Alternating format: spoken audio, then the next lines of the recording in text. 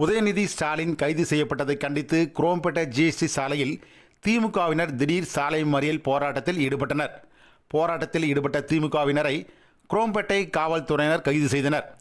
குரோம்பேட்டை பகுதி திமுக நிர்வாகிகள் தலைமையில் திரண்ட 100க்கும் மேற்பட்ட திமுகவினர் உதயநிதி ஸ்டாலினை உடனே விடுதலை செய் என்று கோஷங்கள் எழுப்பியபடி ஜிஎஸ்டி சாலையில் நடுவே அமர்ந்து மறியலில் ஈடுபட்டனர்.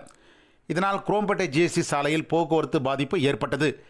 தகவலறிந்து சம்பவ இடத்திற்கு விரைந்து வந்த குரோம்பேட்டை காவல்துறையினர் போராட்டக்காரர்களுடன் பேச்சுவார்த்தை நடத்தினர். பேச்சு தோல்வி அடைந்ததை தொடர்ந்து போராட்டத்தில் ஈடுபட்டவர்களை வலுக்கட்டாயமாக கைது செய்து அப்புறப்படுத்தினர். கைது செய்யப்பட்டவர்கள் குரோம்பேட்டை திருமண மண்டபத்தில் தங்க வைக்கப்பட்டுள்ளனர்.